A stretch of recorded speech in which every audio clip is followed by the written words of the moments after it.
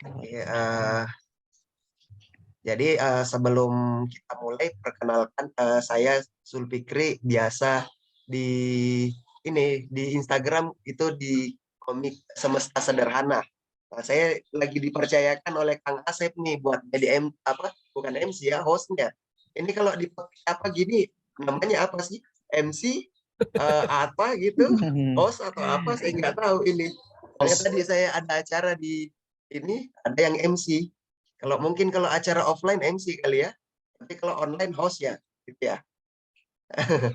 Jadi kemarin dipercaya sama Kang Asep buat jadi hostnya karena ini bilang, wah ini agak ragu saya ini soalnya eh, pematerinya ini orang-orang ini yang makomnya jauh di atas saya, makanya saya harus mengambil kesempatan yang bagus untuk mendampingi beliau, tuh Bang Ayub ya, Ayub Nurmana.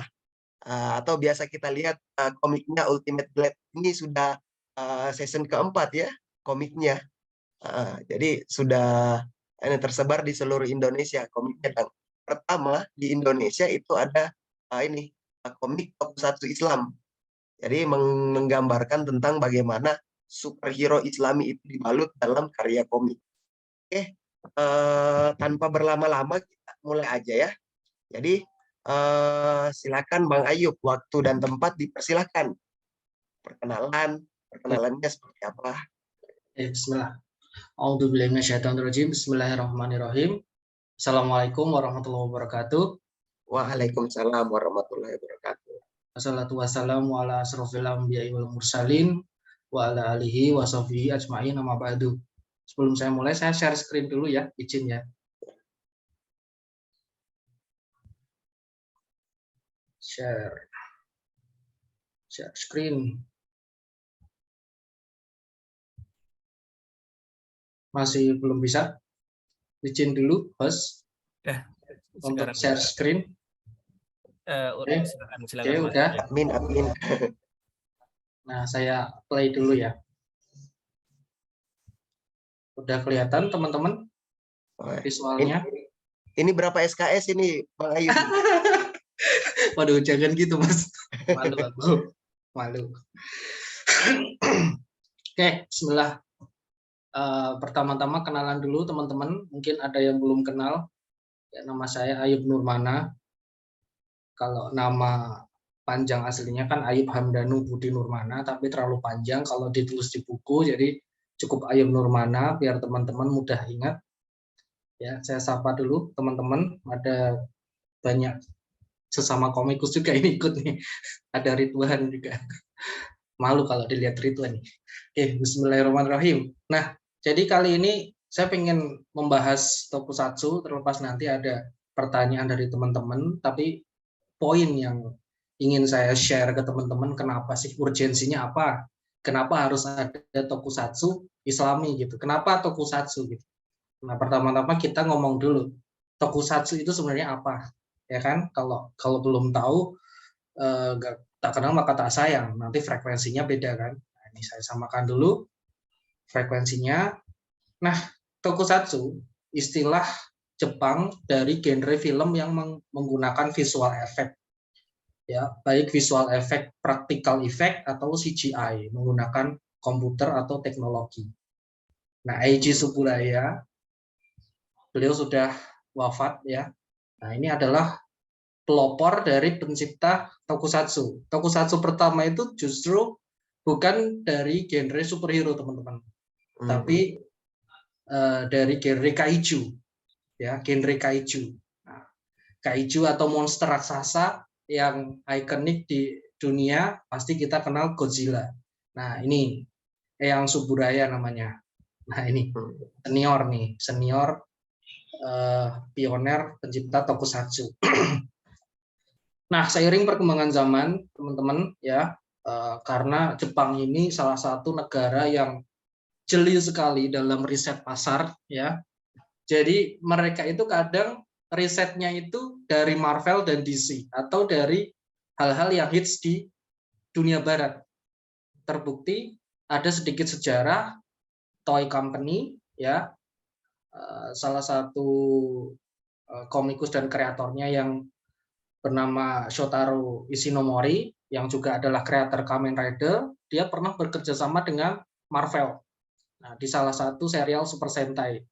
Nah, jadi tokusatsu sekarang itu genrenya lebih banyak bertemakan kepahlawanan atau superhero.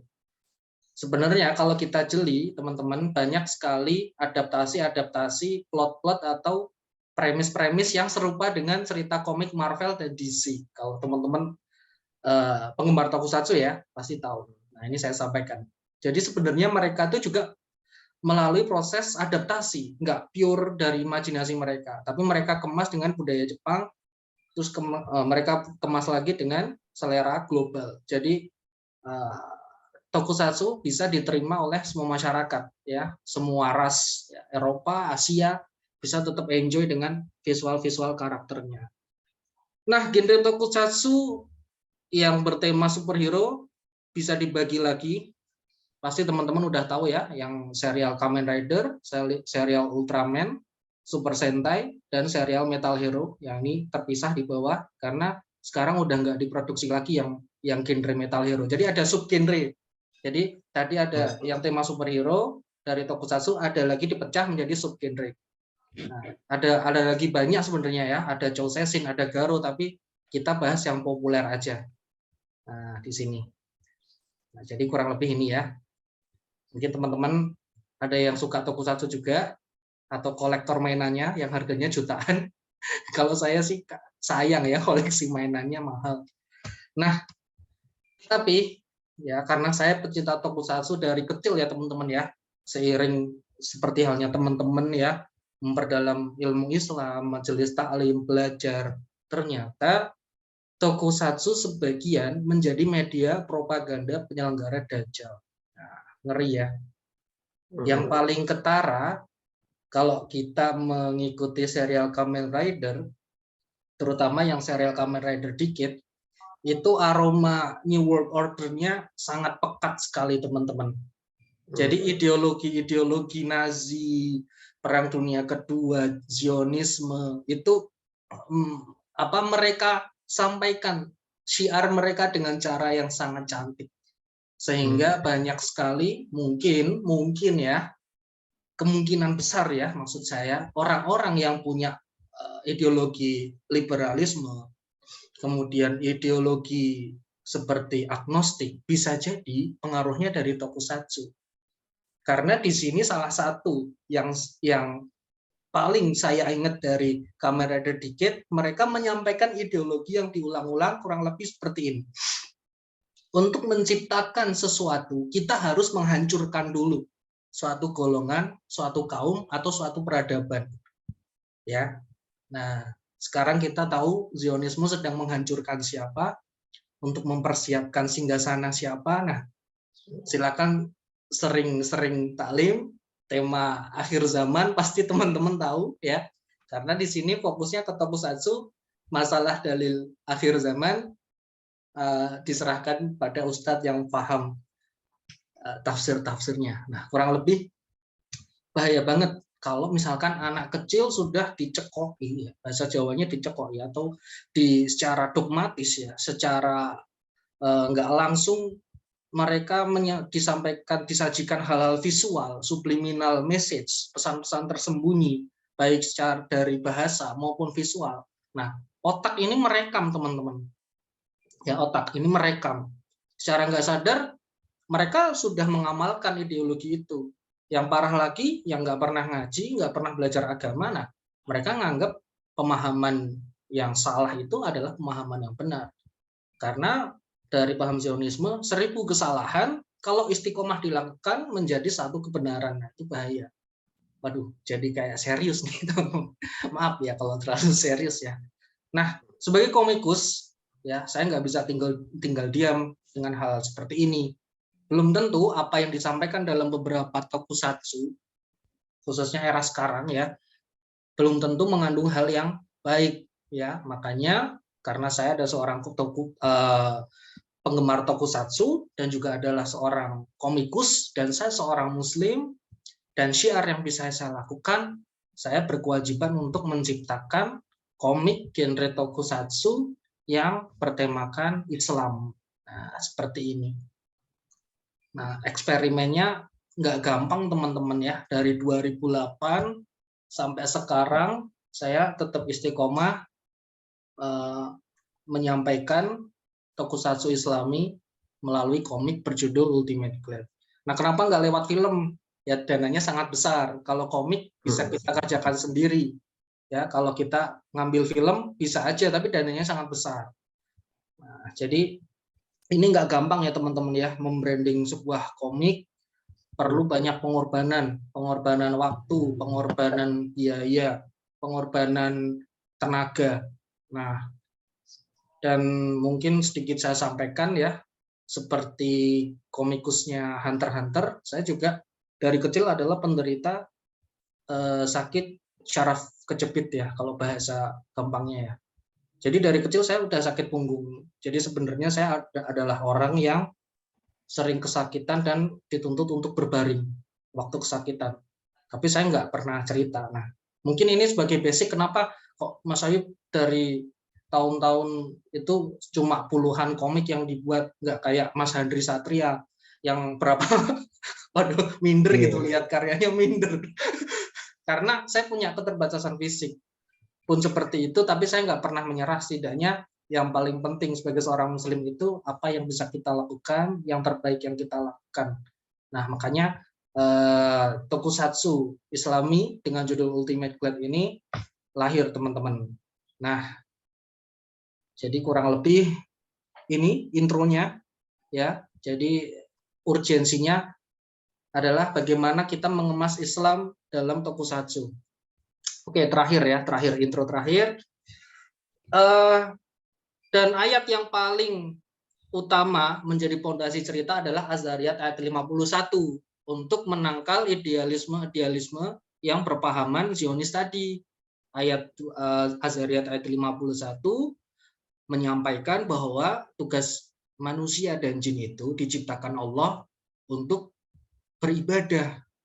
Nah, beribadah ini jangan difahami secara sempit, bukan sekedar sholat, membaca Quran, puasa sunnah, puasa wajib dan sebagainya, bukan sekedar haji. Tetapi segala sesuatu yang dilakukan adalah ibadah, teman-teman, seperti makan, minum, bekerja, berteman, menikah, berkeluarga, kalian melakukan hobi.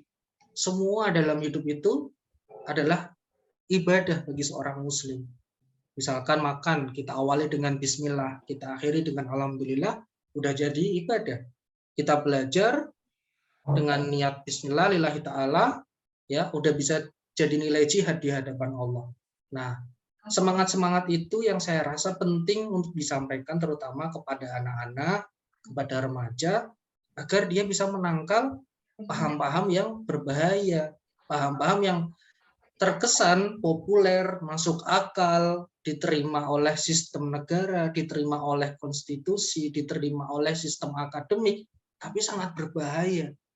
Bahkan waktu dulu dalam perkuliahan, banyak dosen saya, udah S3, profesor, selalu mengatakan, jangan gabungkan antara ilmu pengetahuan dan agama. Kamu jangan bahas agama di dalam itu. Apa? Halo?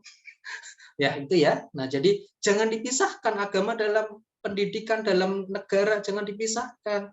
Bukan berarti kita orang radikal, justru dengan agama kita berani meninggalkan kemaksiatan. Kalau orang sudah takut sama Tuhan, takut sama Allah, nggak mungkin dia korupsi. Walaupun ada undang-undang, ada hukum, dia merasa diawasi oleh Allah melalui malaikat. Ya kan? Nah, itulah spirit yang ingin saya sampaikan. Nah, mungkin itu. Silakan kalau mau bertanya atau ada yang mau menambahkan. Kurang lebih begitu, Mas Zul, teman-teman. Oke, tes. Wah, ini sangat menarik ya tadi penjelasan yang sangat-sangat gamblang ya dari Mas Ayub ya. Siapa sangka dari kita melihat tentang tokusatsu Islami ternyata ini bisa berdampak juga dengan orang pemikiran atau biasa yang sangat-sangat ini di zaman sekarang. Saya lihat sih umat Islam memang punya banyak PR ya di zaman sekarang, termasuk adalah perang pemikiran ini. Ini ternyata media propaganda juga itu berupa film-film tokusatsu, gitu ya. Jadi mungkin bisa kita tarik juga dari kalau teman-teman mungkin mempelajari tentang sejarah seni. Jadi kita fokuskan saja kepada sejarah seni, sejarah biasa kan ada sejarah kebudayaan, sejarah peradaban. Nah, dari hasil hasil kebudayaan atau peradaban itu ada sebuah yang disebut dengan artefak. Jadi artefak itu adalah benda hasil karya yang diciptakan oleh kebudayaan-kebudayaan dari zaman dulu sampai sekarang, dan itu kadang ada artefak-artefak yang mengandung propaganda. Jadi kalau kita lihat sejarah seni dari awalnya komunikasi, dari awalnya sebagai media hiburan, ternyata ketika orang sudah banyak sekali menyukai itu, banyak sekali ini apa misalnya ditayangkan, terus orang banyak fans dengan itu dikonsumsi oleh publik yang luas, disitulah tempat masuknya propaganda-propaganda. Dan itu bisa kita lihat semua jenis karya seni, baik dari film, yang paling banyak itu film, terus ada musik, terus juga komik. Propagandanya jelas banyak sekali. Misalnya ada propaganda seperti tadi, ada sekularisme, liberalisme, agnostik, terus juga yang paling sering sekarang itu lagi naik daun itu propaganda tentang LGBT ya, di berbagai media, dan itu kebanyakan yang digunakan adalah media visual. Jadi memang saatnya memang kita teman-teman pelaku atau penggiat media visual, membuat karya, kreator, komikus dan lain-lainnya punya kesadaran bahwa kita kalah dengan dalam segi propaganda visual, makanya kita juga harus melawan dengan propaganda visual yang justru untuk melawan atau menangkal ini pemikiran-pemikiran yang menjauhkan kita. Bahkan mereka membuat karya-karya yang ini Islamofobia dan lain-lain seperti itu ya. Tapi ini sangat berat kayaknya Mas Ayub ya, kita membahas tentang tokusatsu dan perang pemikiran, tapi mungkin ini bisa dilanjutkan dalam karya tulis ilmiah. Oke, tapi kalau ngomong-ngomong dengan tokusatsu ini, mungkin saya ini sedikit mau bertanya nih sama Bang Ayub nih, pengalaman-pengalamannya ketika terjun di dunia tokusatsu itu awalnya seperti apa sih? Maksudnya apakah memang bercita-cita dari kecil menjadi tokusatsu, atau bercita-cita menjadi Power Rangers, atau menjadi Kamen Rider dari kecil, atau ada suatu momen ketika melihat misalnya cosplay tokusatsu itu menarik hati Mas Ayub sehingga termotivasi sehingga membuat karya sampai sekarang bergenre tokusatsu. Itu Mas Ayub. Iya. Nah, nih teman-teman nih. Jadi kalau tanya awal tokusatsu gimana? Ya karena suka tokusatsu dan terutama yang tema pahlawan ya. Nah, mulai pengen bikin karakter pahlawan itu dari SMA. SMP kalau nggak salah, waktu nonton Spider-Man yang diperankan oleh Tobey Maguire ya, yang sutradaranya Sam Raimi. Nah, itu di angkatan tahun saya kan sangat berpengaruh tuh.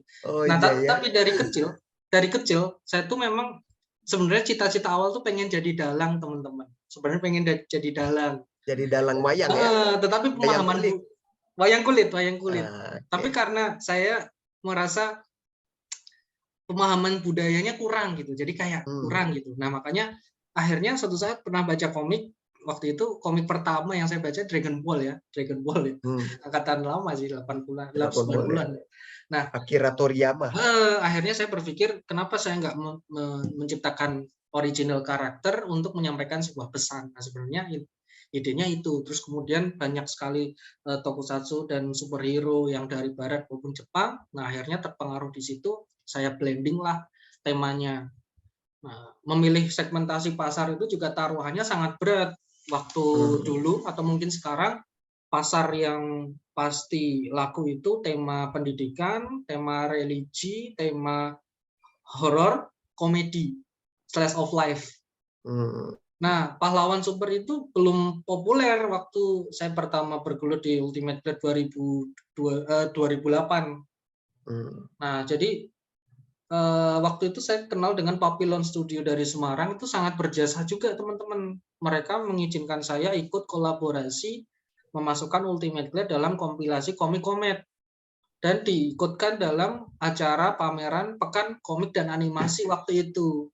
Nah, jadi Ultimate Blade itu bisa berkembang, salah satunya juga jasa dari teman-teman dari komikus di studio Papillon Studio, ada Mas Alfa yang sekarang udah aktif di komik ya, bekerja sama dengan Mas Hendri yang bikin serial Zanki ya.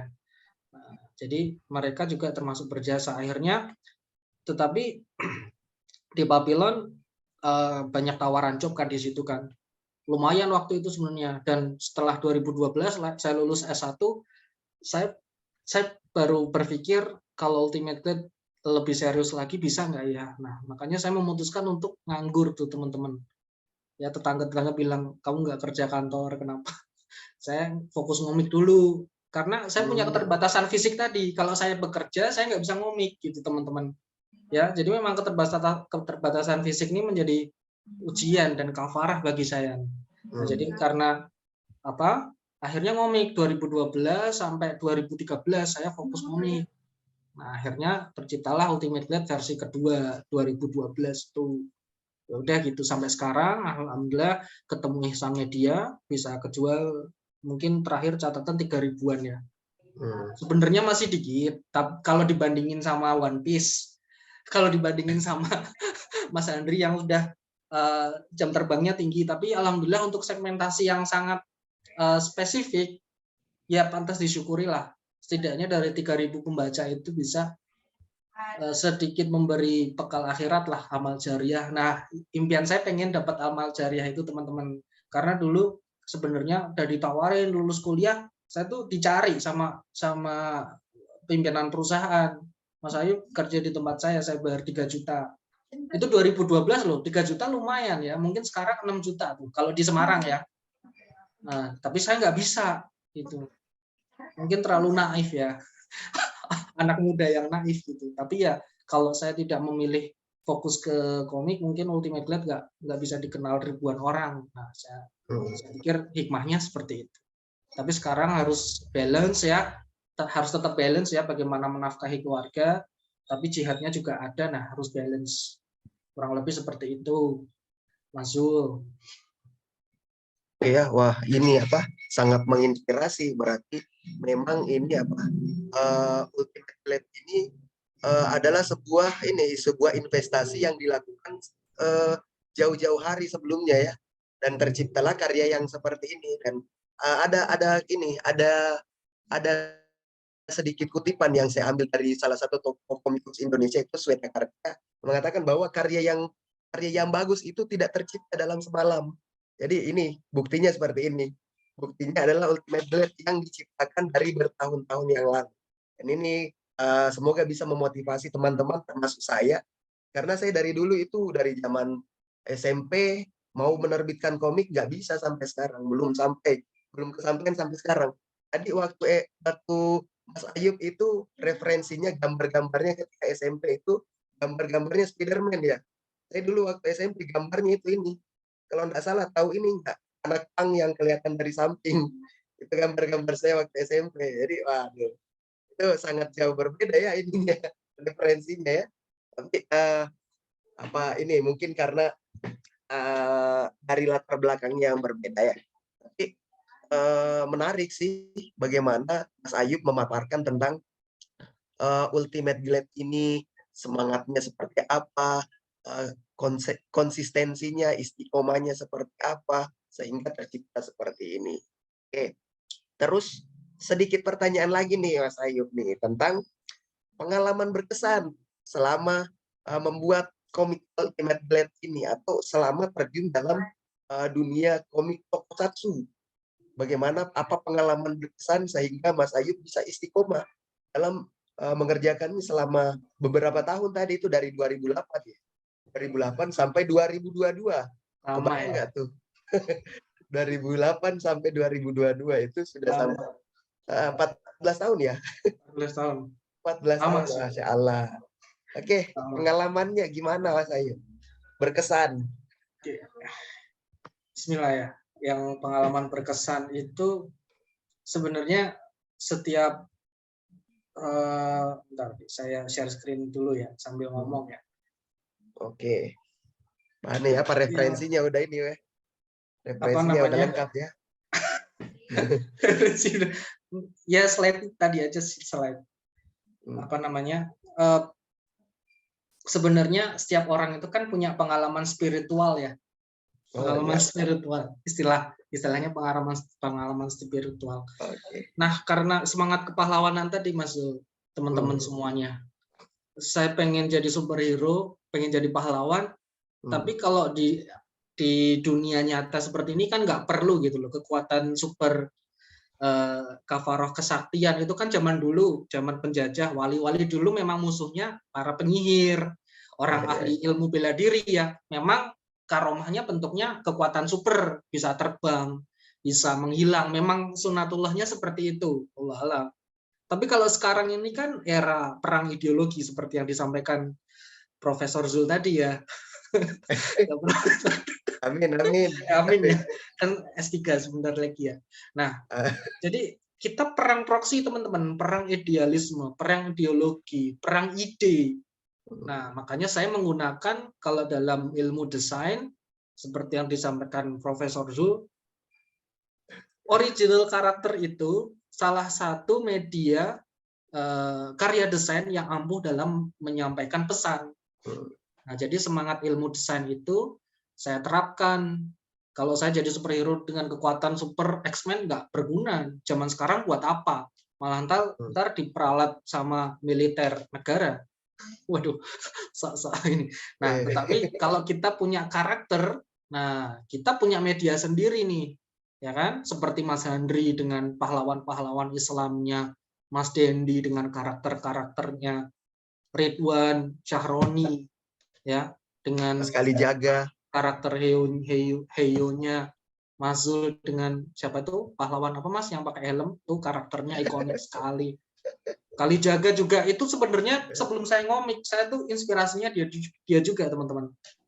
Kok istiqomah gitu loh, orang ini kuat banget ngomiknya ya, lebih kuat dari mangaka Jepang kayaknya. Nah, sebenarnya banyak teman-teman komikus yang sangat menginspirasi saya.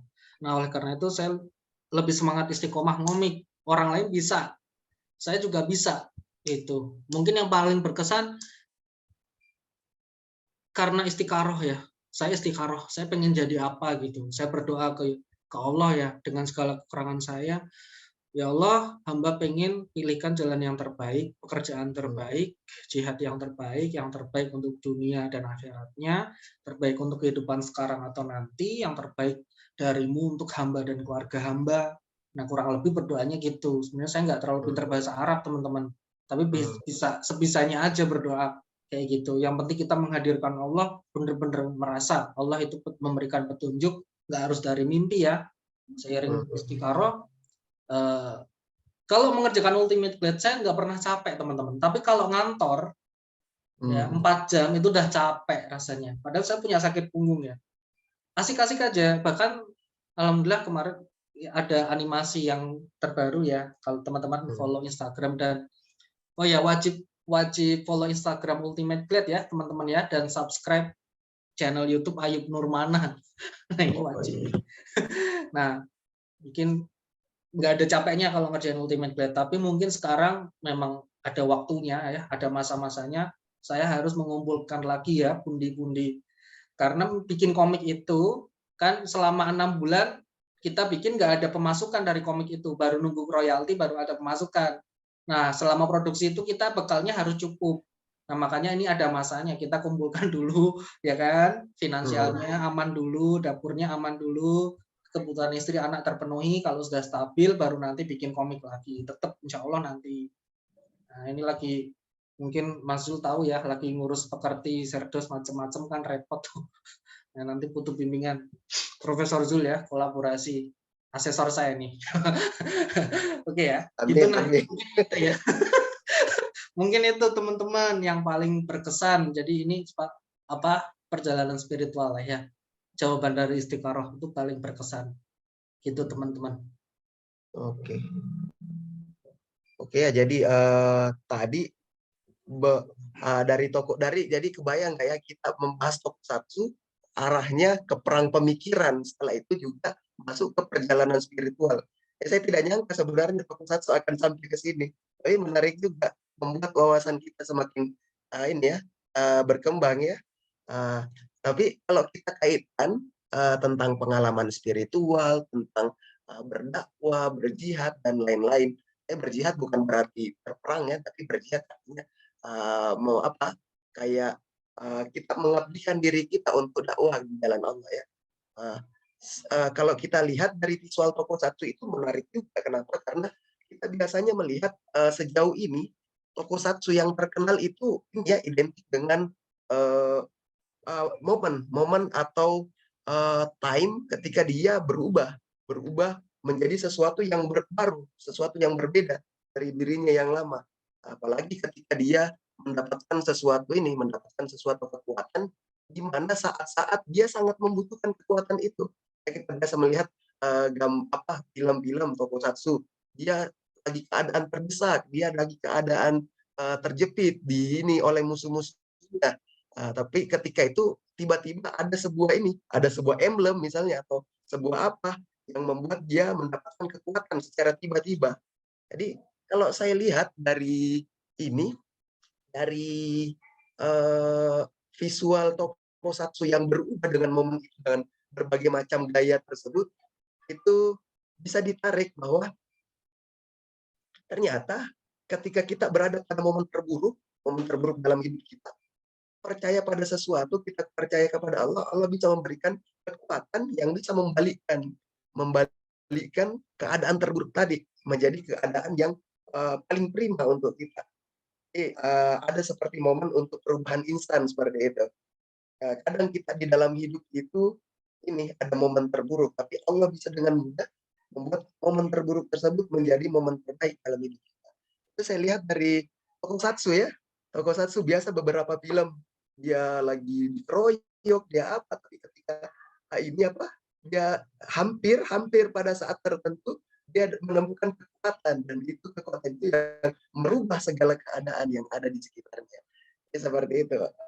Apakah kita bisa melihat tokusatsu dari segi itu atau seperti apa?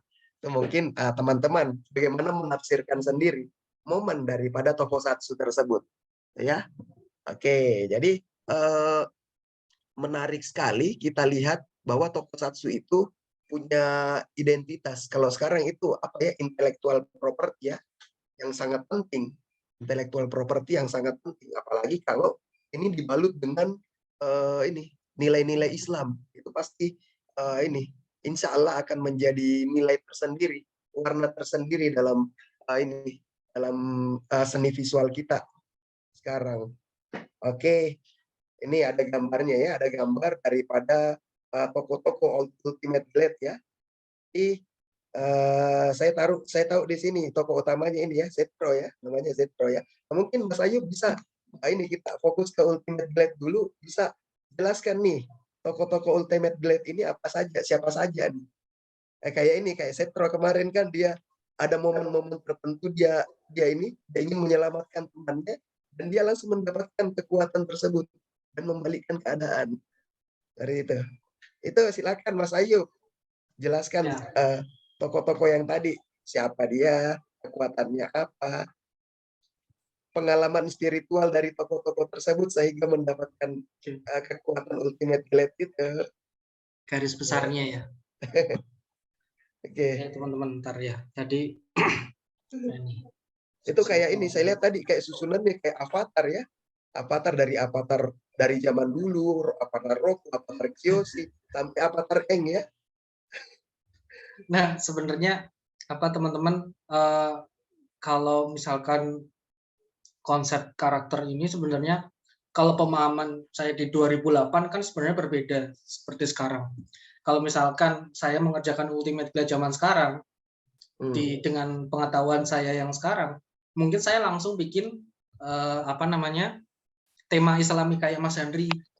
Tapi kalau 2008 saya wawasannya belum berbeda dengan yang sekarang, jadi saya menggunakan metode adaptasi. Jadi di sini ada yang seperti adaptasi Kamen Rider di sini, ada yang adaptasi Metal Hero, ya. Nah, di sini ada yang mirip seperti Avatar juga Iya sebenarnya. sih. Nah, kalau boleh jujur ya, bukannya bermaksud pembenaran enggak ya. Sebenarnya sebelum ada Avatar Eng, saya waktu kecil itu sudah punya ide untuk menggabungkan kekuatan 4 elemen Hmm, alam gitu. Sebenarnya ide saya dari SD sebenarnya. hmm, Dan saya sebenarnya kaget ternyata ada ide dipakai Avatar gitu. Sebenarnya ide itu adalah ide yang apa namanya universal ya, tetapi dipakai oleh Nickelodeon. Jadi yang mungkin rezekinya dia. Tetapi saya memberanikan diri tetap menampilkan kekuatan ini karakternya namanya Beyond ya dengan kekuatan 4 alam. Nah, jadi hmm. ini konsepnya adaptasi. Nah, sebenarnya karakter yang paling baru adalah Saladin. Nah, jadi Saladin ini baru saya buat setelah 2012. Jadi karakter baru itu Saladin. Nah, karakter Saladin ini yang paling dilirik sama para pembaca khususnya dari penerbit Ihsan. Nah, mungkin ke depan yang lebih banyak spin-off-nya adalah karakter Saladin. Ya, nah jadi tapi Zetro juga bentuk-bentuk ultimate form-nya si Zetro ya. Nah, itu juga sebenarnya terinspirasi dari Saladin ya, armor-armor pahlawan Islam seperti Salahuddin Al-Ayyubi, armor yang dipakai oleh para pahlawan-pahlawan Islam zaman dulu. Sebenarnya itu. Nah, jadi kurang lebih kalau ditanya inspirasi karakternya, saya melanjutkan metode adaptasi, bukan yang original 100%. Nah, karena saya bertanggung jawab untuk tetap membranding ini, ya sudah saya tetap branding gitu. Walaupun kadang kepercayaan diri itu selalu diuji ya. Karena memang konsepnya seperti ini. Iya, Sebenarnya iya. kalau dibilang pede nggak pede, saya sebenarnya nggak pede, selalu minder. Tetapi lebih baik saya tunjukkan, terserah orang mau feedback apa. Yang penting ini sudah terkonsep. Nah, suatu saat kalau nanti sudah ada rezeki, insya Allah nanti setidaknya the big three ya, the big three-nya ada 3 ini ya. Ada Zetro, ada Saladin, sama Eternal, saya daftarkan hak ciptanya.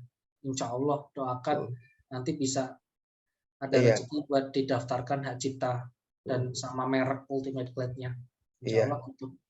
Itu Mungkin itu cepat-cepat Mas. lah di ini, di Iya, apa, didaftarkan di Haki sebelum diambil sama salah satu ini kan. iya, Didaftarkan di Haki.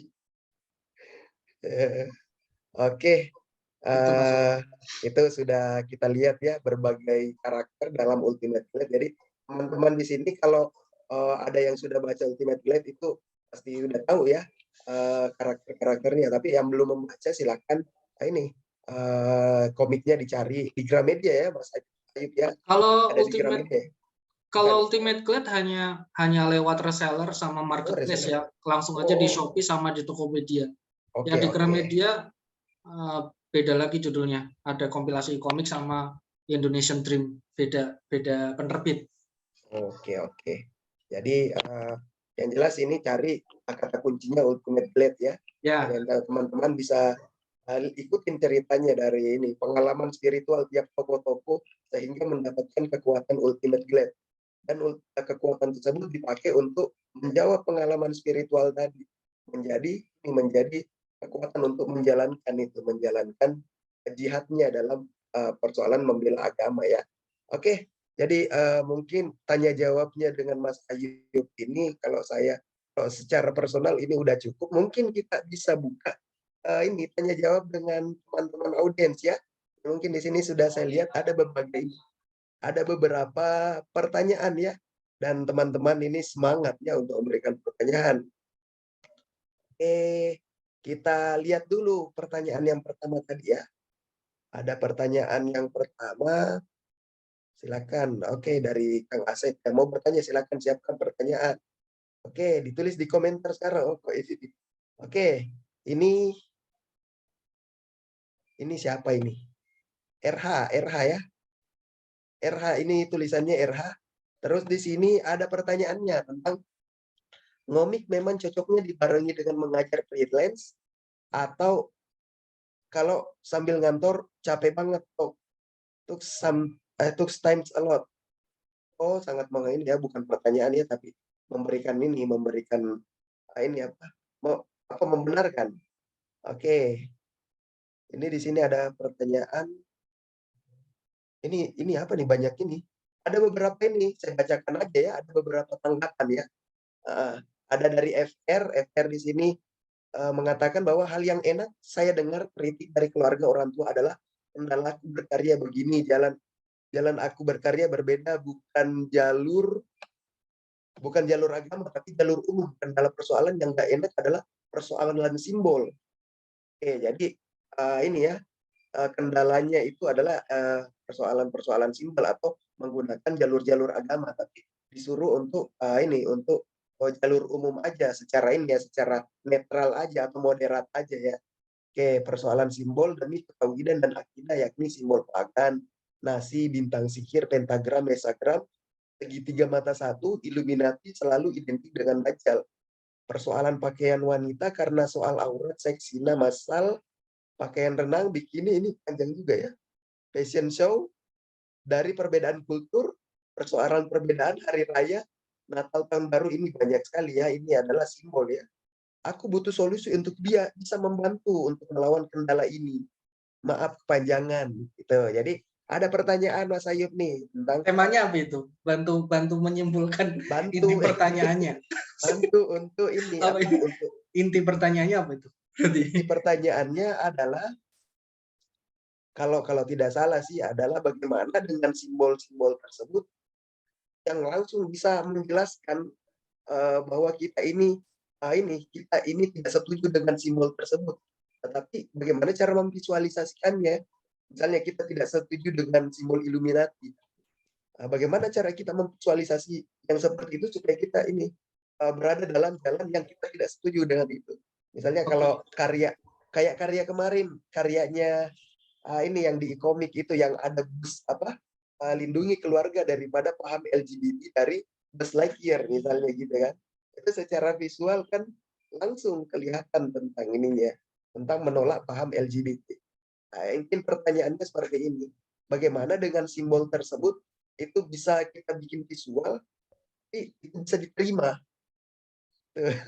Visual yang kita pakai, simbol yang Oh iya, dipakai iya, itu paham. tentang itu kan. Ya.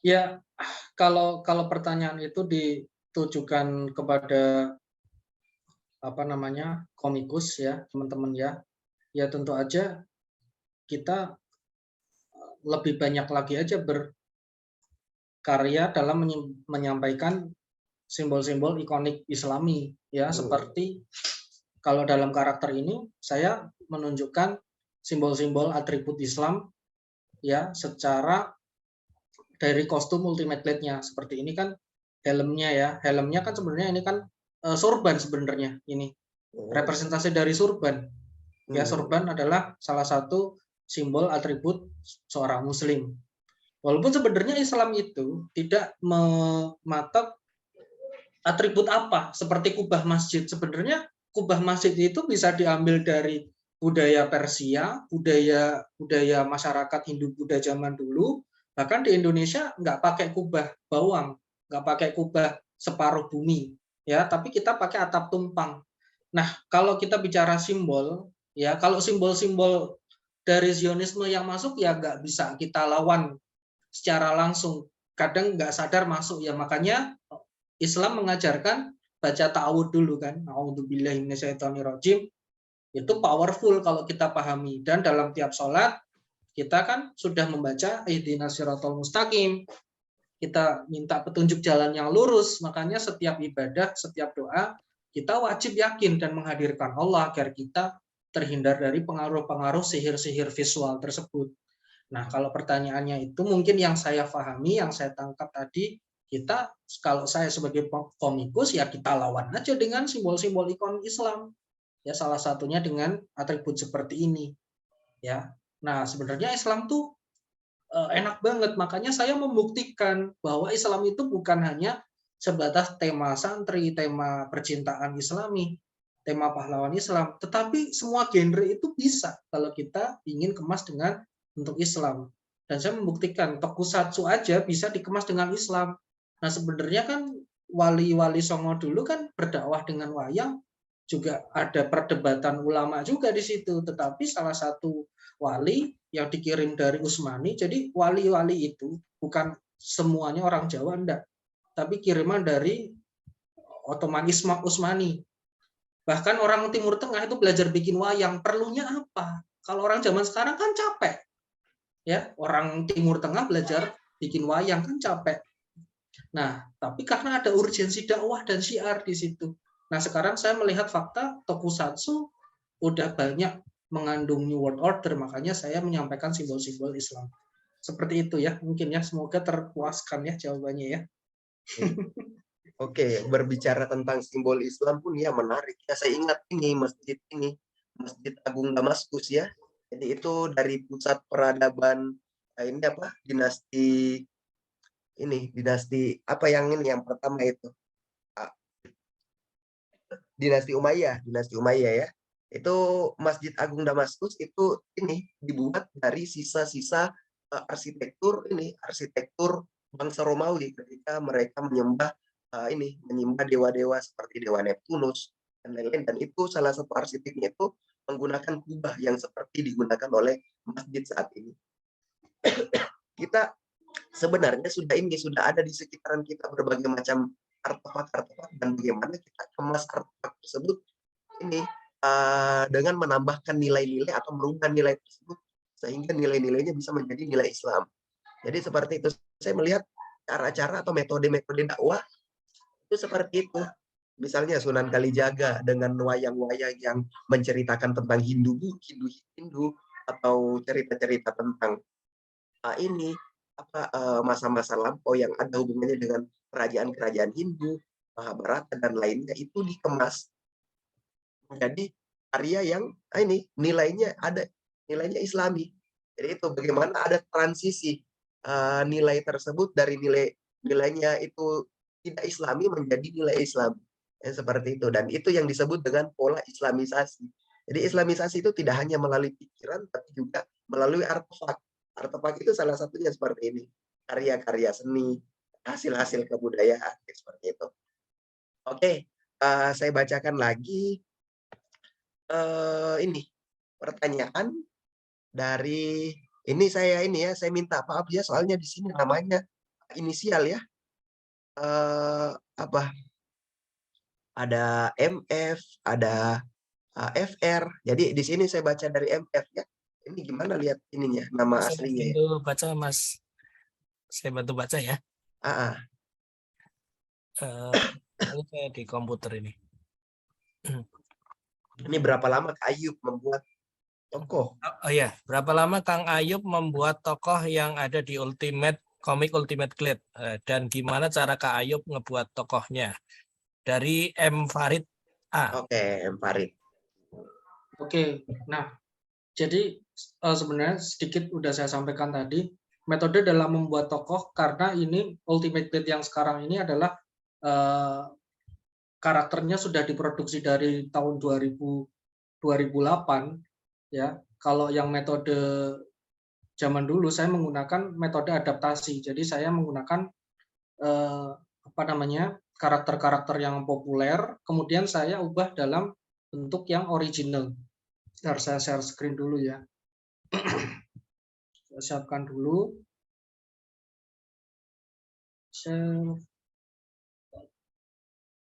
Nah, misalkan ini tokoh utamanya ya. Nah, cara membuat karakter pertama kita harus tentukan dulu tujuan karakternya ini apa. Nah, misalkan ya, kita ambil contoh sederhana aja ya.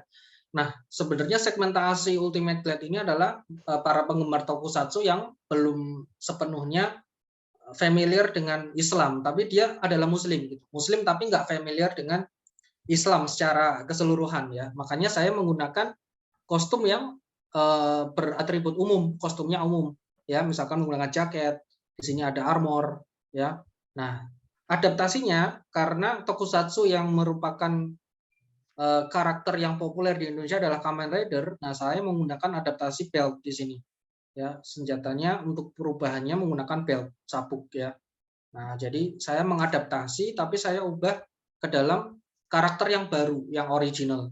Jadi kalau dijabarkan mungkin sedikit menulis, kita tujuannya bikin karakter seperti apa dengan analisa mungkin 5W1H ya, buat apa, untuk siapa, kenapa dibikin, tujuannya apa. Nah, baru setelah itu kita visualisasikan. Nah, kurang lebih seperti itu. Dalam visualisasi mungkin ada baiknya dari tampak depan, tampak samping, tampak belakang. Nah, itu lebih baik lagi dalam perancangan karakter. Mungkin gitu ya. Jadi ada konsepnya dulu, walaupun sederhana. Oke, jadi Itu ya. jawabannya menarik ya. Tadi tentang ini ya, tentang bagaimana membuat karakter.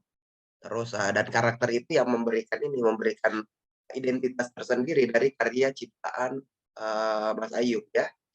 Oke, satu lagi pertanyaan dari chat saya bacakan ya sebelum kita membuka sesi tanya jawab langsung dari teman-teman untuk bertanya langsung dengan Mas Ayub ya. Oke, di sini ada pertanyaan yang ini apa? Dari Hefon ya. Tuh kenalkan, saya Hefon, mau bertanya, buku apa saja jadi referensi Mas Ayub saat membuat cerita Ultimate ini? Silakan, buku referensi. Kalau buku referensi dari teknis komik, saya pasti belajar kalau komikus setidaknya wajib membaca Understanding Komik karya Scott McCloud. McCloud ya. Itu Scott McCloud kita ya. wajib ya komikus. Karena waktu itu tahun berapa ya? Ya Allah, 2013 atau pokoknya sebelum 2014 saya belajar itu versi volume 1 2 itu baca di Gramedia berdiri mondar-mandir. Pokoknya karena saya nggak mampu beli gitu loh. Nggak mampu beli saya. Karena yang free kan yang punya teman-teman itu yang bahasa Inggris. Nah, dulu di Gramedia jadi kalau ada satpam deket saya pura-pura pindah gitu. Jadi baca seharian di Gramedia baca itu McCloud. Kemudian saya punya buku pembuat komik How to Draw Great Manga karya Tatsumaki. Tatsumaki itu sebenarnya orang Bandung sebenarnya. Kemudian kalau buku referensi yang lain bukan dari buku ya, tapi dari kalau teknik loh yang buku pas cuma yang dari teknik aja. Kalau yang dari teknik pembuatan cerita ya ada sih storytelling itu ada buku karena setelah 2012 ya YouTube itu kontennya semakin banyak. Saya belajarnya dari YouTube teman-teman ya bagaimana menciptakan cerita yang menarik, apa itu premis, apa itu plot twist.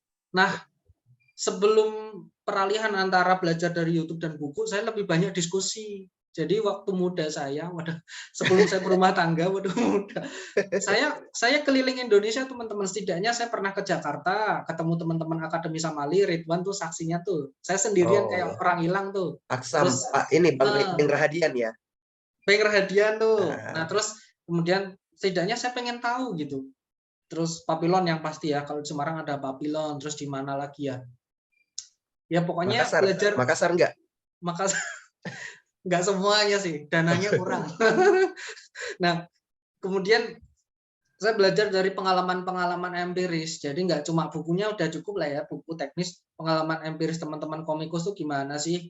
Ternyata akademik sama pengalaman industri itu ada jurang pemisah yang sangat besar. Makanya jangan cuma puas belajar di sekolah. Kita harus belajar apapun bidangnya, kita belajar dari para ahli. Gitu. Nah, jadi teorinya buat sandaran ilmu, pengalaman empirisnya kita untuk agar tidak mengulang kesalahan yang mereka lakukan. Nah, paling enak itu belajar dari kesalahan orang lain agar kita langsung pakai cara yang udah bener. Gitu. Nah, pokoknya teman-teman komikus tuh banyak ya. Oh, termasuk saya belajar sama Sweta dan Alex Irzaki. Nah, karena Alex Irzaki itu Ultimate Glade yang versi Ihsan Media itu ada, teman-teman. Jadi Alex Irzaki itu lihat storyboard Ultimate Glade yang dulu, wah ini harusnya gini. Harus ada splash page. Tokusatsu tuh harus yang gini. Jadi kita ngobrol. Mas Alex dan Mas Sweta itu termasuk orang yang sangat berjasa. Karena saya pernah sempat studi di Bandung selama 2 tahun. Nah, saya sempat nginep di Raga Sukma. Iya. Waktu itu. Jadi, nah akhirnya dirombak. Jadi itu jasa mereka juga itu. Nah, luar biasa. Alhamdulillah waktu itu ada kesempatan sering intens dengan Mas Alex Irzaki. Iya, apalagi kalau kita lihat karyanya Mas Alex Irzaki, emang sih ini apa salah satu orientasi comic action di Indonesia ya. dan bahkan karyanya itu sudah di ini, dia sudah bekerja sama dengan di Jepang Ya, ya, international karyanya lah. industri Jepang ya. Pernah juara Dan satu memang silent manga. Thailand Manga ya, tuh keren ya kemarin. Itu ada teman saya namanya Ahmad Adli, itu salah satu teman dari Mas Alex Kirosakti. Dan ini dia juga bikin komik action tapi dengan genre-genre yang berbalut budaya. Misalnya itu kemarin ada Sampana, Chris Sampana, terus sekarang lagi buat karya si Kancil. Ya, jadi saya sama teman-teman yang bersemangat untuk membuat karya, apalagi karyanya itu punya identitas tersendiri yang unik, itu senang sekali saya melihatnya, dan itu membuat saya termotivasi juga untuk mengembangkan Semesta Sederhana ini mau nanti jadi apa. Ya seperti itu. Jadi mohon doanya ya teman-teman supaya Semesta Sederhana ini bisa berkembang juga ya. Jadi oke. Jadi mungkin sudah cukup ya saya ini bertanya membacakan chat. Mungkin saya bisa buka dengan teman-teman yang ingin bertanya langsung kepada Mas Ayub. Silakan. Ada yang ingin bercerita atau menanyakan tentang komik superhero dan lain-lainnya, silakan. Oke, teman-teman, silakan ini acungkan tangan atau langsung aja bilang ini, langsung aja open mic terus bertanya, perkenalkan dirinya. Oke, silakan teman-teman, ada yang mau bertanya secara langsung? Kita diskusinya santai aja ya. Assalamualaikum warahmatullahi wabarakatuh. Waalaikumsalam warahmatullahi wabarakatuh. Nama saya Maula Syifa Bidan Kafiyah, biasa dipanggil Maula. Sekarang menjadi mahasiswa baru, alhamdulillah. Biasanya pekerjaannya bikin konten kreator, ilustrator gitu di Instagram. Cuman sama pengen jadi komikus atau animator juga di masa depan, mau ngomik Islami kayak gitu. Amin, amin. Mau curhat juga Bang, sama seperti yang Curhat Abang dong bilang. Bang. Iya. Udah kayak ini ya, udah kayak Mama Dede ya. Curhat dong sama Sensei, Mas Ayub. Ya gimana ya, dari ceritanya bener-bener keren banget, bisa istiqomah ngomik, karena setiap hari juga berasanya insecure gitu ya, sama ini bisa nggak ya kayak gitu, bikin komik yang Islami sampai bisa menyebarkan dakwah cintanya kayak gitu. Cuman ya keterbatasan dari finansial, keterbatasan ilmu juga masih jauh banget gitu. Belum bisa bahasa Arab atau masih belum bisa belajar kisah-kisah kayak gitu kan masih banyak juga. Jadi ya setiap hari tuh masih banyak kekurangan, tapi pengen juga buat ngelanjutin komik, tapi kayaknya bentrok terus gitu. Terus tawaran-tawaran kerja juga datang juga, gitu. Aku juga jadi gimana gitu kan, jadi rasanya sedih kayak gitu, khawatir hasil kayak gitu. Terus ya pertanyaannya juga gini Bang, kan sekarang juga bikin komik yang Islam itu susah ya, apalagi ngelihat zaman yang udah modern gitu. Orang-orangnya tuh, pasarnya tuh makin berubah gitu. Cara bangun cerita yang mudah, terus banyak diterima orang-orang tentang Islam yang ringan, terus bikin karakter-karakter adaptasi yang modern sesuai sama drama yang disukai masyarakat itu gimana sih Bang? Kayak gitu. Itu aja sih pertanyaannya. Ada di kolom chat. Oke, saya jawab dulu ya, Bang Zul ya. Oke, silakan Mas Ayub ya. Langsung aja. Bismillah ya, semoga jawaban yang saya berikan bisa memberi solusi. Jadi ini share aja ya. Apa ini panggilannya, Cinka atau Mauweza. Nah, kalau yang saya tangkap gimana dengan keterbatasan apapun lah yang kita harus tetap berkarya dan gimana jangan insecure. Nah gini, Kalau saya sebenarnya sangat terinspirasi dengan iblis ya. Waduh, jawabannya ekstrim. Saya belajar dari iblis. Iblis itu walaupun punya banyak cara yang salah, tapi dia konsisten sedikit demi sedikit apa yang dia bisa lakukan, dia lakukan untuk meraih tujuannya, ya kan? Jadi iblis tuh nggak peduli dia lagi capek, dia lagi pusing, dia lagi miskin. Misalkan si iblis itu, wah progres hari ini aku ingin menjebak anak cucu Adam setengah jam nih, waktunya cukup setengah jam aja. Nah, gunakan sedikit waktu itu. Nah, jadi analoginya, kalau iblis saja bisa konsisten, kita sebagai umat Rasulullah juga harus bisa.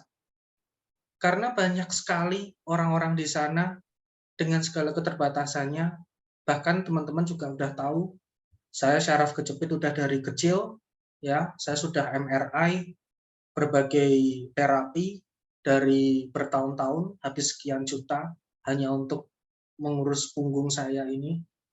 Ya, mungkin teman-teman juga, saya juga terinspirasi dengan teman-teman yang banyak kekurangan dari nggak punya, tapi dengan apa yang dia punya, apa yang bisa dia lakukan gitu. Nah, jadi musuh sebenarnya ada dalam diri kita, ya kan? Kita bisa nggak ngalahin diri kita dengan peralatan seadanya ini, mungkin dengan kertas dan pensil ini apa yang bisa saya lakukan? Apakah cukup dengan motret terus dibuat konten Instagram? Mungkin sementara dalam 1 bulan 2 bulan itu dulu. Nah, nanti kalau ada modal bisa nambah lagi peralatannya. Nah, mungkin itu. Jadi kita nggak boleh kalah dengan iblis dan orang-orang yang menyampaikan dakwah bukan untuk Allah. Nah, kita itu tujuannya untuk Allah. Kita harapannya di akhirat nanti bisa menjabat tangan Rasulullah. Makanya semangat kita di atas semangat. Jadi kita yang dilihat kita adalah bagaimana kita bisa menjabat dan memantaskan diri kita. Nah, makanya motivasi itu mungkin sekaligus tadi sepintas lihat di chat, maaf kalau bisa tidak terjawab semuanya, apa agar nggak bosan? Ya itu tadi, karena saya melihat cita-cita saya ingin menjabat Rasulullah, pantas nggak saya? Pantas nggak kita? Nah, kalau kita hanya disibukkan untuk mencari gaji, nanti di akhirat kita ditanya, Anda komikus, Anda punya kemampuan menciptakan konsep visual, kenapa hanya sibuk bekerja dan berumah tangga? Apa kontribusimu untuk Islam? Kita mau jawab apa? Nah, makanya itu, kita harus melakukan yang terbaik. Betul memang sekedar hidup, bertahan hidup, menafkahi istri anak, sangat-sangat berat. Nah, memang di dunia bukan tempat untuk bersantai, memang adalah tempat pertempuran, memang tempat perjuangan. Nah, mungkin itu yang harus kita pahami ya. Jadi saya bukan bermaksud menggurui atau bersifat sok bijak. Sebenarnya ini juga motivasi untuk diri saya sendiri. Jadi memang sunatullahnya hidup di dunia itu capek. Kaki linu, badan pegel-pegel, kadang pusing, kadang menahan sakit hati, kadang menahan beratnya lapar, beratnya kekurangan, dan sebagainya. Dan setiap orang memiliki presentase yang sama dalam penderitaannya, tapi bentuknya aja berbeda. Tapi kalau di skala, persentasenya sama. Ya, tetapi kita bukan berarti, wah saya berarti ujiannya sama kayak Rasulullah. Ya jelas berbeda, ini hanya analogi saja. Ya, Rasulullah Nabi itu digergaji, dibunuh, ya kan? Tiap hari diteror, sama tetangganya dinyinyirin. Kita apa sih? Paling nggak bisa beli beras. Ujiannya paling itu. Makanya kurangi cicilan. Kita mengurangi cicilan. Nah, mungkin itu ya teman-teman ya. Jadi harus semangat ya. Jangan kalah sama iblis. Inspirasi dari iblis. Jangan kalah dengan iblis ya. Jangan kalah dengan iblis, tapi termotivasi dari iblis. Oke, menarik juga konsepnya ya. Oke, kita ini gimana mau Jimka? Ada tambahan pertanyaannya? Silakan. Ada tambahan atau sudah cukup dengan pertanyaan tersebut? Iya. Ada Rifki tuh, raise hand. Oke, Rifki Alauddin. Kalau Rifki Alauddin ini komis ya, kalau nggak salah komis. Masya Allah. Komis. Kita ini dulu, jangan dulu tadi ini siapa? Mueza, mana Mueza tadi? Gimana? Apakah sudah menjawab? Maaf kalau ada. Apakah sudah menjawab kegelisahannya? Saya takut kalau sama perempuan takut nyakitin gitu loh. Saya ini apa? Kalau sama Saya ini perempuan takut nyakitin. kadang ini juga ngambil juga salah satu filosofi dari Hokage pertama bahwa satu pertanyaan ini dulu kita harus selesaikan dulu untuk membuat generasi kedepannya Oke, bisa lebih boleh, boleh. bagus. Saya kemarin terinspirasi dari ini ketika Sasuke bertanya dengan Hokage pertama, bilang Hokage ketiga mengatakan nggak usah dijawab pertanyaan ini, kita pergi ke medan perang saja. Hokage pertama mengatakan jangan jawab pertanyaan anak muda ini supaya anak muda ini tidak akan menjadi Madara selanjutnya. Itu seperti itu ya. Oke, gimana tadi? Nisa, udah ini ya? Iya, maaf tadi kepencet kayaknya grogi. Oke. Apakah berjawaban dari Mas Ayu tadi sudah mewakili pertanyaannya atau seperti apa? Jangan-jangan dari tadi nggak denger nih. Ya Allah, dengar ini motivasinya keren banget. Iya, terima kasih banget sama Ayub Sensei. Terus tadi pertanyaannya ada lagi, gimana caranya Bang buat bangun cerita yang mudah terus ringan, apalagi tentang Islam. Terus karakter-karakter yang diadaptasinya itu sesuai gitu sama zaman sekarang yang udah modern, terus dramanya juga sesuai gitu sama remaja atau masyarakat saat ini kayak gitu. Kalau pertanyaan kayak itu sangat subjektif ya. Nah, ini sharing aja, bukan berarti nanti jawaban saya sebagai solusi akhir, karena setiap komikus itu punya segmentasi yang berbeda. Nah, mungkin siapa tadi namanya ya? Kok hilang namanya? Nih. Mauza. Mauza. Nah, misalkan target segmentasinya siapa? Misalkan Mbak Mauza bekerja sama dengan penerbit. Nah, penerbit itu kadang sudah ada ditentukan segmentasi pasarnya siapa. Misalkan saya nih penerbit dengan Ihsan Komik penerbitnya. Nah, silakan mereka menyatakan skrip saya, sampel komik saya sudah diterima ya Tokusatsu Islami. Nah, mereka memberikan masukan. Pasar kita ini butuhnya seperti ini, karakternya seperti ini, segmentasinya seperti ini, ceritanya seperti ini. Nah, jadi kita yang memvisualisasikan ide-ide penerbit. Jadi kalau kita bekerja sama dengan penerbit memang sudah tersegmentasi tujuannya. Jadi bukan sekedar kita melakukan apa yang kita lakukan. Nah, kalau ingin bebas ya kita itu namanya full indie ya, independent, atau mungkin sekarang ada istilah self publishing. Kita bisa bebas di situ. Tetapi kita menentukan segmentasinya lebih susah lagi.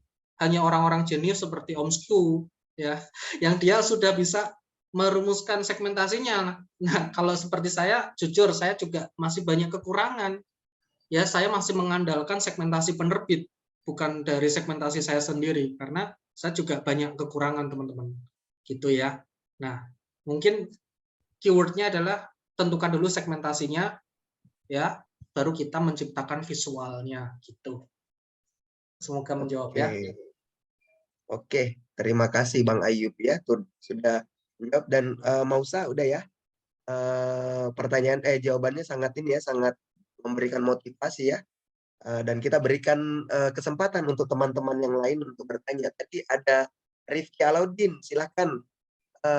Salah satu komikus yang ini juga ya, saya idolakan ya, Komis. Oh, ngasih Kang. Aduh. Apa nih suara lagi kurang sehat? Lama nggak ketemu kemarin ini ya, Mas Rifki ya. Suara saya masuk nggak, Kang? Masuk. Jelas. Oh. Silakan. Assalamualaikum, nama saya Rifki Alaudin. Waalaikumsalam. Ingin bertanya tapi mungkin nanti bisa dilurusin aja ya, takutnya sempat kelewatan atau bagaimana. Sebenarnya sih saya penasaran dengan pembuatan alur cerita dari Ultimate Blade ini, karena kan saya pribadi sih sempat bikin karya komik buat tugas dan buat tugas akhir juga, itu memang melelahkan sih, merangkai alur cerita, membuat cerita yang emang cukup kompleks. Nah, saya lihat kan Ultimate Blade ini mengambil konsep tokusatsu itu, yang dimana juga konfliknya bagaimana ada juga bumbu-bumbu di dalamnya itu. Gimana sih tahapan proses pembuatan alur ceritanya? Itu sih Kang.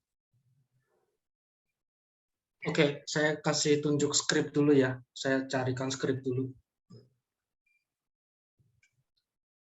Saya buka dulu skripnya, teman-teman.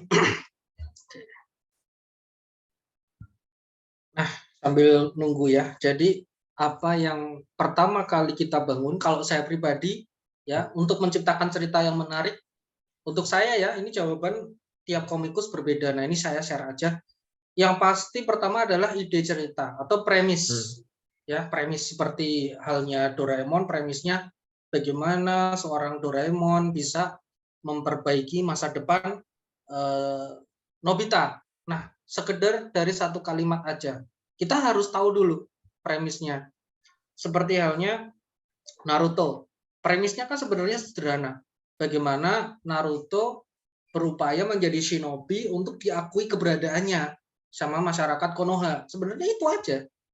Nah, Ultimate Clade premisnya adalah bagaimana seorang Zetro yang dia nggak punya kekuatan super, dia memaksakan diri seperti apapun, dia nggak punya kekuatan super, tapi pengen menjadi seorang pahlawan super layaknya superhero yang lain. Jadi dari from zero to hero. Gimana?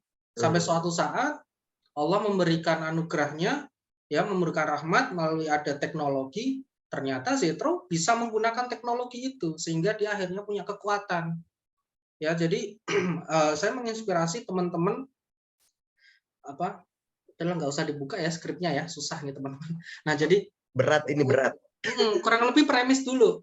Jadi kurang lebih bagaimana Zetro pengen jadi superhero walaupun dia nggak punya kekuatan. Nah, dalam kalau teman-teman yang ngikutin komik volume 1, pahlawan super yang lain tuh pada ngejek Zetro. Kamu tuh nggak punya kekuatan, sering hampir mati kena senjata lawan. Kamu sembrono gitu. Emang motivasi kamu tuh apa gitu? Nah, dia secara lantang menjawab, loh kalau saya nggak melakukan apa-apa, nanti di akhirat saya ditanya Allah bisa jawab apa? Kurang lebih seperti itu. Setidaknya ikhtiar ini yang saya bisa lakukan untuk menyelamatkan dunia. Walaupun saya nggak punya kekuatan, saya bikin senjata rakitan. Bukan berarti saya mengajarkan teman-teman bikin senjata rakitan ya. Awas ya, awas. Ini salah ya, ini Bom panci, awas jadi bom panci. dengan ada Intel ya. Tapi ini fantasi aja, dia bikin robot ya kan, jadi asisten dia. Nah, barangkali ini jalan saya nanti buat bekal akhirat saya gitu kan. Nah, kurang lebih premisnya seperti itu. Nah, dari premis itu kita bisa kembangkan cerita, apakah jadi 1 buku, 2 buku, 3 buku, 4 buku. Nah, seperti itu. Jadi berawal dari premis, kemudian dikembangkan dalam bentuk skrip cerita dulu. Makanya kita biasakan nulis dulu. Awal ceritanya seperti apa, pengenalan tokohnya, pertengahan cerita membahas visi, misi dari karakter itu untuk meraih tujuannya apa, baru akhir cerita kurang lebih apakah dia berhasil, happy ending, ataukah dia gagal, sad ending. Sederhana, gitu aja. Nah, dari skrip sederhana itu bisa kita kembangkan menjadi plot 1 buku, 2 buku, atau 3 buku. Nah, mungkin nanti ada sesi khusus ya, bahas memecah cerita. Tapi mungkin bukan saya yang lebih kompeten aja ya. Jadi kalau masukan saya seperti itu ya, mungkin ya Mas Dendi, Mas Zul, dan teman-teman yang lain. Semoga itu menjawab sharing aja, atau Mas Asep Saipul yang lebih profesional menambahkan. Iya. Nih Mas Kali jaga nih, pinter nih. Ada juga nih. Ini ya itu kembali lagi dari perkataan Sweta Kartika bahwa membuat sebuah cerita yang menarik, komik yang bagus itu tidak bisa diciptakan dalam semalam. Dan kita melihat metode-metode yang dia gunakan, yaitu pertama ya riset. Riset itu tidak bisa disepelekan. Risetnya itu ya mau riset seperti apa, riset referensi atau riset observasi dan lain-lain, silahkan. Teman-teman punya cara risetnya tersendiri. Terus juga dari hasil itu kita bikin mapping, pemetaan pikiran kita terhadap konsep-konsep, mulai dari premis tadi awalnya seperti apa, pertanyaannya, premis 1, premis 2, kesimpulannya, terus itu dibuat sebagai kalau misalnya susah menulis, kita mulai dulu dari bagian pikiran-pikiran dulu. bagannya itu seperti apa ini, terus tanda panahnya kemana, tanda panahnya kemana. Itu saja dulu hal-hal yang mendasar sehingga pola pikir kita itu bisa lebih jelas. Itu insya Allah sangat membantu untuk membuat konsep dalam komik. Ya. Walaupun sekarang saya pun juga masih mendalami itu dan belum kelihatan, semoga bisa juga saya aplikasikan. Oke, ini ada beberapa teman-teman yang ini ya, yang senior di sini mungkin bisa memberikan tambahan dari jawaban Mas Ayub tadi, silahkan. Oke, gimana? Ada Mas Dedi, ada Mas Asep Saipul, ada Mas Kalijaga, silahkan. Silakan memberikan tambahan untuk jawaban dari Mas Ayub tadi supaya referensi atau pengetahuan kita bisa lebih kaya karena dari berbagai macam sumber ya teman-teman yang bisa diberikan. Oke, silakan. Saya sebenarnya junior saya karena tua saja jadi senior. Waduh. Sebenarnya komik itu tadi cerita ada pertanyaan terkait dengan ide cerita, apakah tidak tidak terlalu berat atau bagaimana. Banyak juga komik yang dimulai dari keseharian di lingkungannya, termasuk seperti sebenarnya Mas Ayub ini saya pikir juga terinspirasi dari kesehariannya, bagaimana dia berperang dengan sakit punggungnya sebenarnya. Kalau ini saya ini ya memahami sebenarnya diterjemahkan menjadi si karakter Zetron tadi, bagaimana dia berjuang dengan kelemahannya. Banyak juga komik-komik yang tadi ide ceritanya, kalau dulu ada namanya komik itu siapa namanya? Nah, misalnya Teddy Winnie the Pooh misalnya. Winnie the Pooh kalau bercerita Winnie the Pooh, walaupun itu cerita bergambar ya, tapi idenya adalah bagaimana petualangan si anaknya ini Robin ya, siapa namanya ini dengan boneka-bonekanya, misalnya seperti itu. Nah, kejadian-kejadian lain misalnya kayak Omsku tadi adalah bagaimana kesehariannya menjadi komik gitu ya, walaupun dia dimasukkan juga bumbu-bumbu Islam di situ gitu. Ada juga Mas Kalijaga di sini dia merepackaging lagi sejarah-sejarah Islam dengan desain yang seperti Mas Ayub juga, dia manga gitu ya. Kemudian ada juga kayak siapa Mas Si Bedil gitu ya. Si Bedil itu kejadiannya adalah keseharian di kampusnya atau keseharian di lingkungannya. Iya, di masjid sebagai marbot masjid atau kegiatan-kegiatan di kampus menjadi cerita-cerita yang di dalamnya nanti tadi dikokohkan dulu tujuannya itu mau apa nanti. Jadi komikus itu memang kita itu bukan ustadz ya istilahnya, bukan ustadz. Mungkin kalau Omsku memang ustadz ya. Kalau bukan ustadz atau bukan ini, tapi kita berusaha menceritakan kembali apa yang kita pahami, sehingga siapa tahu kedepannya menjadi pintu orang untuk lebih belajar agama gitu kan, niatnya rata-rata seperti itu. Jadi motivasinya itu kenapa motivasinya jadi semuanya dihubungkan dengan Islam? Ya ini karena kita komunitas komik Islam. Kemudian karena motivasinya dihubungkan dengan Islam, pasti ada saja yang terhubung dengan Islam. Misalnya contoh ya, ini misalnya contoh kasus misalnya ketika mau berubah gitu ya, kalau misalnya tokusatsu Jepang istilahnya kadang apa itu istilahnya henshin. Nah, kalau tokusatsu Islam bisa saja dengan diawali dengan Bismillah. Nah, misalnya kan itu saja sudah sebenarnya hal-hal ringan yang mengenalkan bahwa melakukan kegiatan itu diawali dengan Bismillah, contoh seperti itu. Ya, ide kalau ditanya ide dari mana saja, sebenarnya saya cerita ide ini ya malah saya cupu sekali ya sebenarnya, komik saya nggak ada juga, baru satu pun itu kompilasi juga.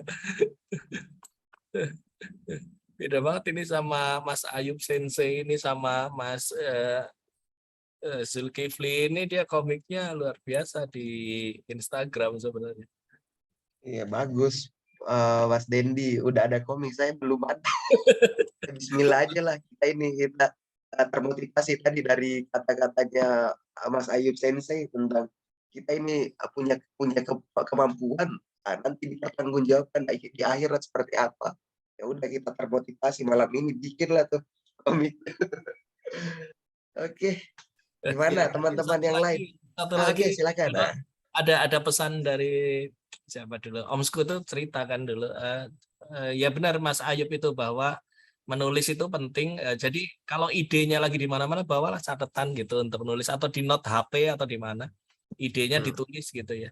Dulu sempat kayak gitu rajin ya. Saya cerita sedikit ya. Dulu saya bikin komik Hari-Hari Aska itu karena memang pertanyaan-pertanyaan si Aska waktu kecil itu kritis ya, anak kecil itu tanya kepada orang tuanya gitu kan. Jadi saya catetin, saya jadiin komik gitu ya. Begitu Askanya sudah tambah dewasa, saya bingung gitu, nggak ada yang tanya lagi. Bikin kayak Nobita aja, tidak dewasa-dewasa. Terus aja ini malah jadi kemana-mana. Aska itu putranya Mas Dendi ya? Atau bukan? Iya. Oh, Masya Allah ya. Masya Allah, dia ada apa udah kelihatan, oh ternyata ini kualitasnya. Ini tadi apa Omsku itu teman-teman ini tahu kalau pernah baca komik Pengen Jadi Baik, itu autornya Omsku ya. Jadi itu salah Pengen satu Jadi komik Baik. yang jadi komik yang sangat terkenal untuk orientasi Islam ya. Oke, kita buka lagi sesi satu pertanyaan lagi atau satu atau dua pertanyaan lagi. Ada yang mau bertanya langsung silakan dengan Mas Ayub Sensei. Kita panggil Sensei ya supaya bisa nantinya mirip Ini seperti dari Oda SN Sensei. tadi ya, ada keinginan untuk membuat kelas khusus nggak, Mas Ayub nih? Bagaimana membuat komik ya? Kalau membuat komik ini sudah saya kasih link ya, gratis bikin komik, ada 6 langkah video ya, udah lengkap, itu saya sertakan di kolom chatting. Bagaimana cara membuat komik lengkap, bisa disimak dulu, kalau belum paham nanti bisa bertanya di kolom komen, barangkali bisa saya bikin konten baru, gratis aja lah ya. Itu ya. Jadi ini sudah ada semua ya, sudah ada videonya, sudah ada tutorialnya. Udah ada saya siapkan. Jadi teman-teman, udah ini kita tunggu apa lagi? Jangan sampai kita nunggu disuruh bertanggungjawabkan ya. Biar Mas Ayub dapat inilah ya, dapat AdSense. biar tambah ini lagi, maksudnya biar tambah semangat lagi berkaryanya kan. Karena udah monetis tapi sebenarnya belum monetis lagi, kan aturannya berubah lagi YouTube 4.000. Ini kurang jam tayangnya enggak apa-apa, gratis aja. Share aja terus, nggak apa-apa. Oke, teman-teman yang lain silahkan. Ada yang mau bertanya secara langsung? Mungkin kayaknya udah ini ya. Oh iya, ini ada pertanyaan dari Rifki Alaudin. Mungkin kegiatan offline-nya Kak. Offline-nya Kang next time. Oke. Gimana tuh? Ini Mas Ayub Sensei ada di Semarang. Bang Dendi ada di Bone, Sulawesi. Kang Asep ada di Jabodetabek ya. Mungkin kalau saya, Kang Asep sama Rifki Alaudin mungkin bisa ketemu offline. Tapi ya kita berharap bisa ketemu offline secara langsung semua.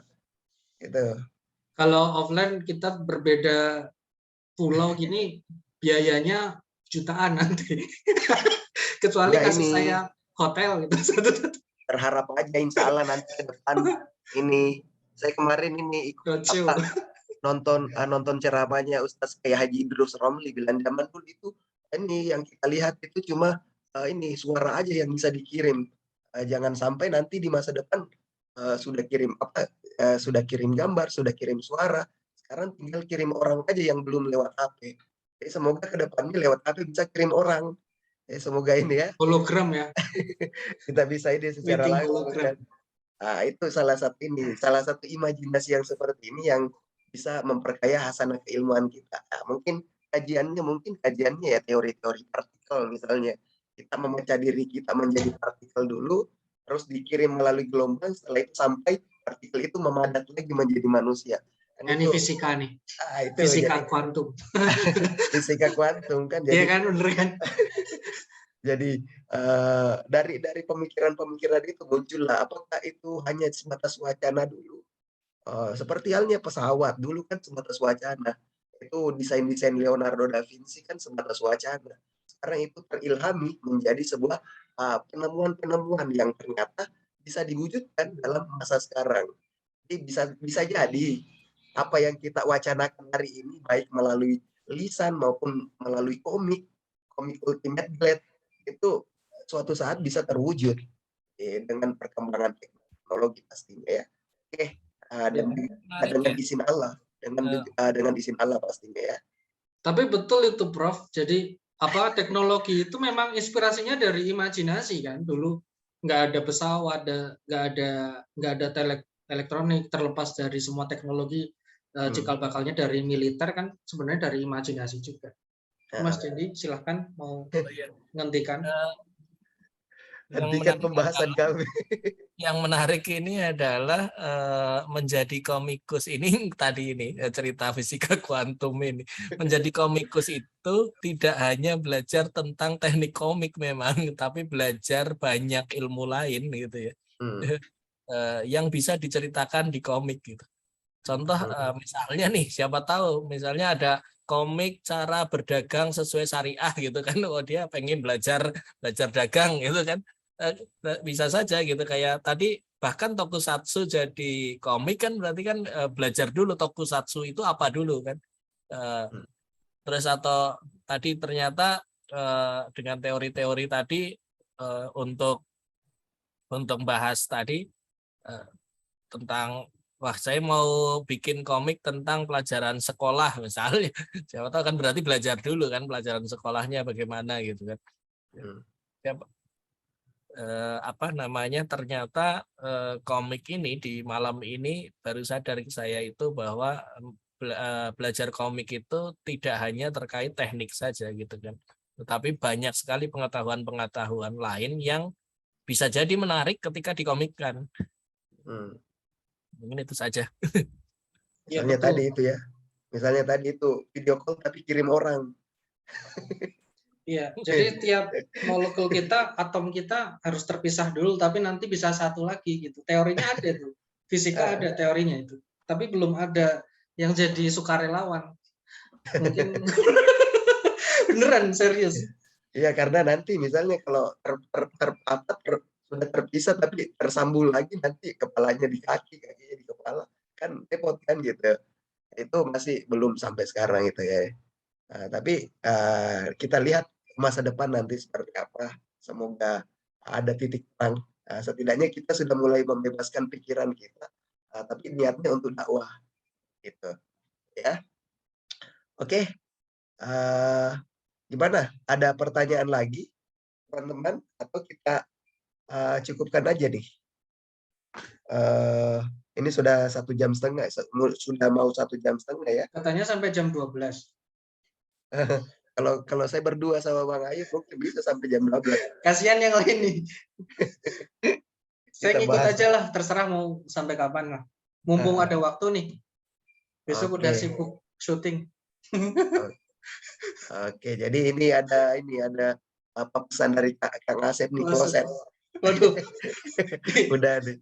Langsung komen, langsung closet ya. Jadi oke, sebelum kita close pertemuan malam ini mungkin kita kembalikan lagi ke Mas Ayub. Ada enggak pesan-pesan yang ingin disampaikan dari Mas Ayub sebagai kreator tokusatsu yang sudah istiqomah beberapa tahun ini dan ingin disampaikan kepada kita yang kepada generasi-generasi untuk yang ingin mendalami dakwah visual ini, dakwah visual Islam pastinya ya.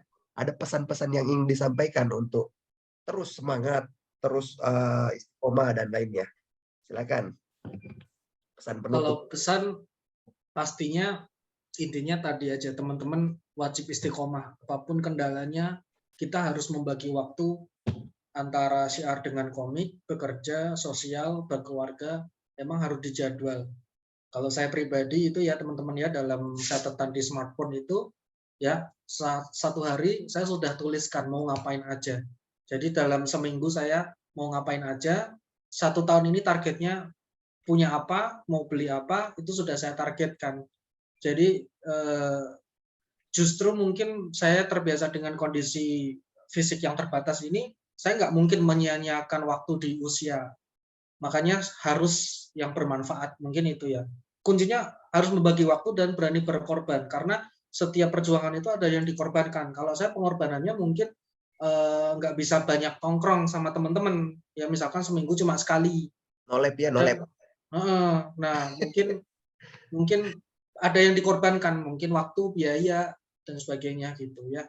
Dan yang pasti pesan saya jangan lupa jaga kesehatan, karena kesehatan itu penting.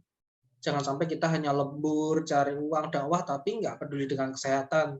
Ya, Rasulullah aja selalu menjaga kesehatan. Nah, mungkin itu ya, istiqomah. Itu aja ya, kalau satu diringkas, pesannya adalah istiqomah bersama. Ingatkan saya kalau misalkan saya kurang istiqomah, teman-teman yang berwajib mengingatkan. Itu ya. Oke, saya rasa cukup ya. Silahkan. Oke, itu tadi pesan yang sangat ya, memotivasi ya untuk kita, dan semoga kita bisa mengikuti jejak daripada Mas Ayub ini untuk istiqomah dan menghasilkan karya-karya yang luar biasa, dan ini dan investasi tersebut akan sampaikan kita menuju ke akhirat kelak, insya Allah ya, dengan terbaik bertemu dengan Rasulullah ya. Sangat banyak yang kita bisa perbuatan dan lain-lainnya, mohon dimaafkan teman-teman. Saya akhiri pertemuan malam ini di Komik Talk ini dengan ucapan lillahi fisabilil haq fastabiqul khairat. Assalamualaikum warahmatullahi wabarakatuh. Oke, terima kasih teman-teman. Terima kasih teman-teman. Semangat ya, semangat. Assalamualaikum warahmatullahi wabarakatuh. Makasih. Sama-sama. Terima kasih sama-sama. Terima kasih Mas Ken, Faisal, Rizky. Oke, izin live dulu ya teman-teman ya. Silakan. Ridwan, Miss Yurit.